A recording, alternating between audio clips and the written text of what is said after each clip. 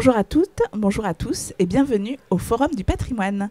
J'ai le plaisir d'animer cette 4e édition d'émission qui se tourne en direct depuis les allées du Salon international du patrimoine culturel à Paris. Ce Forum du patrimoine est organisé par Ateliers d'Art de France et le magazine Atrium, sans oublier le soutien de la Fondation France Bois-Forêt pour notre patrimoine. La sauvegarde du patrimoine aujourd'hui en France ne pourrait pas se faire sans le travail incroyable de tous les bénévoles. Et je reçois aujourd'hui Olivier Lenoir, qui est délégué délégué général de l'Union Rempart, une fédération d'associations. Mais je pense que vous allez bien mieux en parler que moi. Bonjour Olivier. Bonjour Oriane. Est-ce que vous pouvez nous parler de l'Union Rempart ? Mais oui, avec plaisir. Eh bien, Rempart, c'est un réseau, c'est une union, vous avez raison, c'est la réunion de 200 associations locales et régionales de sauvegarde du patrimoine. Sur des sites, des monuments, des châteaux, des églises, des lavoirs, des moulins, des citoyens se sont organisés et ont créé une association de sauvegarde, de mise en valeur d'un patrimoine que ces citoyens ont choisi sur leur territoire. Et nous sommes la réunion de ces 200 associations locales, nous les mettons en réseau et nous faisons... Finalement, nous mettons en œuvre l'adage « l'union fait la force ».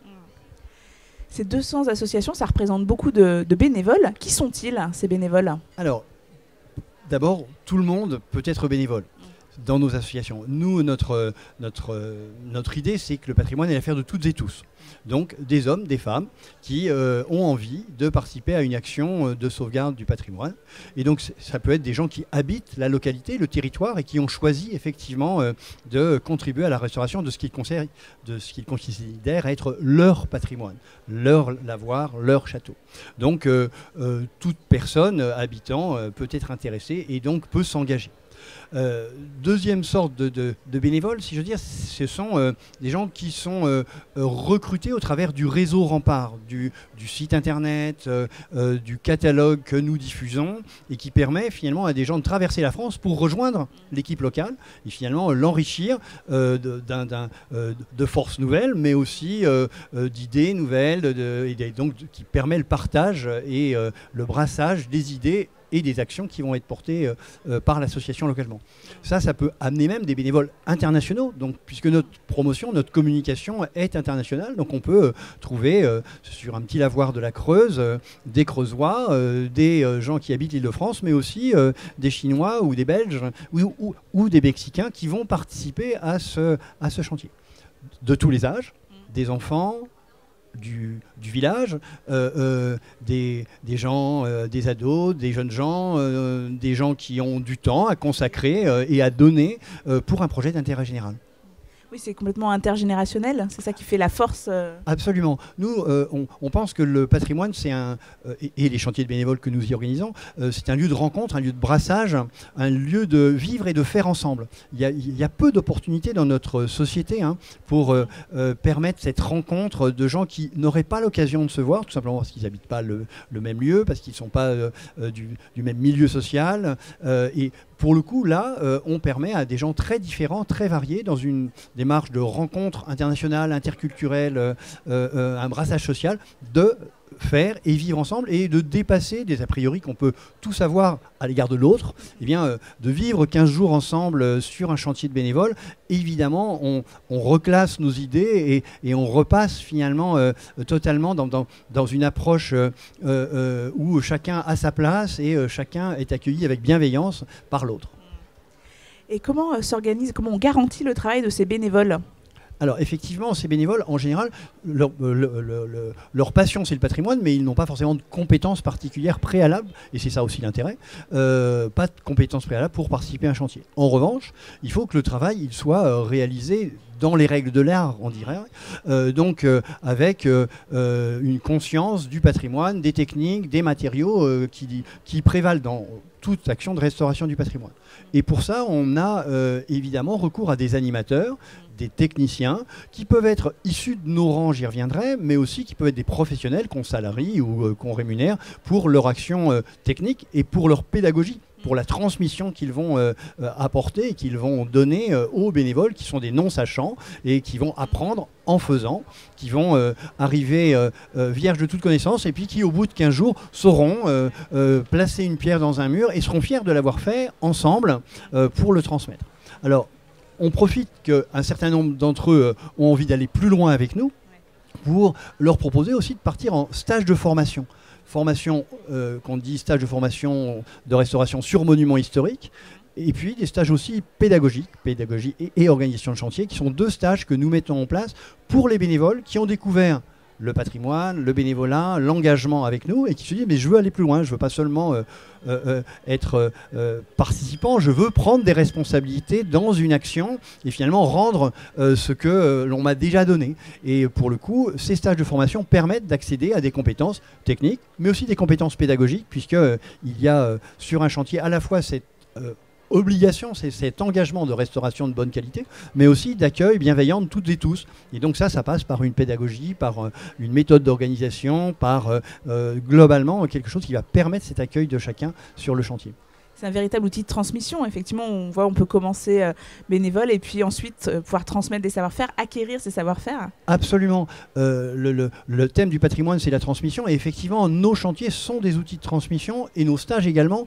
Alors, effectivement, l'idée de se former pour devenir animateur est déjà un palier, mais on peut penser aussi qu'il y a des gens, et c'est tout à fait avéré, qu'il y a des gens qui sont passés sur nos chantiers de bénévoles en tant qu'ados, en tant que jeunes adultes, en tant qu'adultes, et qui ont découvert ou redécouvert un métier, une passion qu'ils ont voulu exercer dans leur profession.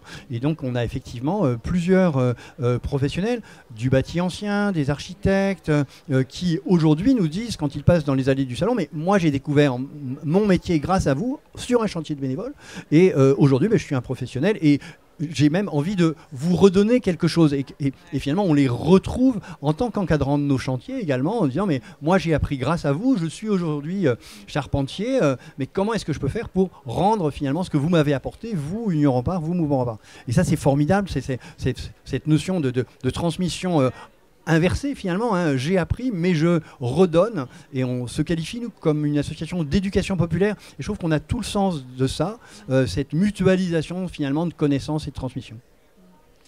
Effectivement, il y a un cercle vertueux qui se crée complètement autour de ça, un vrai projet presque de société un peu. Ouais. Ah ben, c'est vrai que le chantier c'est une école du vivre ensemble. Hein. Ouais. J'ai l'habitude de dire que le chantier fait société et éduque, forme les citoyens d'aujourd'hui, les citoyens de demain, puisqu'on s'adresse aussi pour une part à des jeunes gens qui seront ensuite en responsabilité et qu'on retrouvera dans nos territoires. Et effectivement, ce passage sur un chantier de bénévoles où on découvre l'autre, où on fait quelque chose ensemble, qu'est-ce qu'il y a de plus beau que de poser sa pierre dans un mur qu'on a hérité du passé, qu'on va transmettre aux générations à venir. Il y a peu de lieux, peu de choses qui rendent aussi tangible la notion de citoyenneté, de participation collective à une œuvre d'intérêt général, à une œuvre qui nous dépasse. C'est pas le mur qui m'appartient. Je ne suis pas propriétaire de ce mur. C'est notre propriété commune, c'est notre patrimoine commun, et j'ai l'intention de le transmettre aux générations à venir. C'est véritablement faire société, c'est véritablement faire citoyenneté, et à un moment où, justement, on est dans une période de crise, de perte de repères, le patrimoine et le chantier de bénévoles sont finalement une école de cette citoyenneté. Une école de la paix aussi, puisqu'on est dans une dimension internationale, on est dans un monde où la guerre est partout, et nos chantiers démontrent que l'on peut permettre la rencontre de gens que tout oppose. Peut-être qu'il faut rappeler qu'en 1920, le premier chantier de bénévoles, il est créé à Aisne en Argonne par des jeunes Français, des jeunes Allemands qui participent à la reconstruction du village pour loger la population. Nous, Rempart, on s'inscrit dans cette histoire, dans ces 100 ans d'histoire du chantier de bénévoles. Alors, on est plus jeune, on est arrivé qu'en 66, mais qu'importe, on est bien dans cette histoire de l'international, de la rencontre internationale, et de la transmission de ces idées. Je reviens à l'idée de transmission, hein, cette transmission du vivre ensemble, du faire ensemble, de construire un monde plus juste, plus solidaire, grâce au patrimoine, en prenant appui sur le patrimoine. Je crois que même pour certaines personnes, des jeunes ou des moins jeunes d'ailleurs, qui peuvent être des fois dans des impasses, qui n'arrivent pas à trouver une place dans la société, les chantiers Rempart peuvent les aider à se réinsérer. Absolument.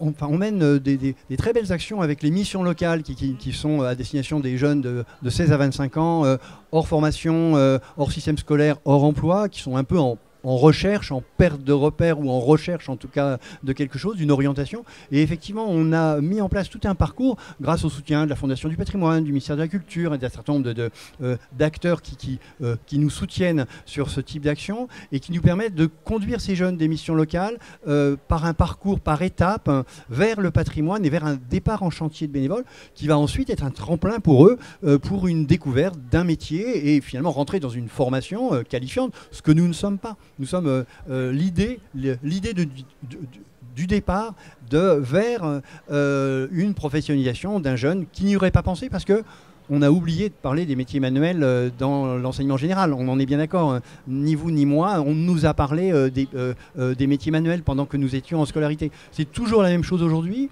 C'est ceux qui sont mauvais à l'école qu'on enverra vers des métiers manuels. Eh bien, c'est faux, c'est une erreur, c'est un non-sens. Il faut permettre l'accès de toutes et tous, dès le plus jeune âge, à ces métiers en disant qu'ils sont beaux, qu'ils sont valorisants et qu'on peut y faire des métiers passion qui sont formidables.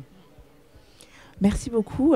Peut-être une dernière question sur l'organisation un petit peu de l'association avec les maîtrises d'ouvrage, avec les collectivités. Comment on garantit le travail des bénévoles localement? Oui, alors c'est plus facile sans doute de garantir le travail bénévole avec une maîtrise d'ouvrage qui est publique, oui, communale, municipale évidemment. L'enjeu c'est aussi de le garantir quand on agit sur une propriété privée et c'est peut-être plutôt là que je parlerai de garantir le travail bénévole et la transmission finalement de ce travail bénévole. En fait, on demande à nos associations locales, les 200 associations qui sont dans le réseau Rempart, dans l'Union Rempart, d'avoir signé un bail ou une convention, on parle de baux amphithéotiques, de baux de 18 à 99 ans entre le propriétaire privé et l'association locale membre du réseau Rempart pour finalement garantir que les bénévoles qui agissent pour la restauration du château, de la maison, du logis, finalement le font dans le cadre d'un projet d'intérêt général, donc quelque chose qui va être pérenne, durable, avec une réutilisation, un usage collectif, un usage associatif et non pas un usage privé. Alors bien sûr, à la fin du bail, à la fin des 99 ans, la famille retrouve pleine possession de son bien, mais pendant ces 99 ans, ou plus court, hein, évidemment 18 à 99 ans, eh bien, l'association a développé un projet d'intérêt général qui assure aux bénévoles qu'ils s'engagent à conduire un projet et à voir porter un projet d'intérêt général et non pas un projet privatif et privé par exemple. Merci beaucoup Olivier pour cette présentation de l'action de Rempart. Merci pour tout le travail effectué et pour tous ces bénévoles qui préserve le patrimoine. Merci de nous donner l'occasion de redire l'intérêt du bénévolat et du bénévolat sur le patrimoine pour la société, pour une société plus juste, plus solidaire. Merci. Merci. Je vous invite à retrouver cette émission ainsi que toutes celles tournées dans le cadre du Forum du patrimoine sur notre plateforme YouTube. Vous pouvez également venir écouter les émissions en direct depuis les allées du Salon international du patrimoine culturel. Merci et à bientôt.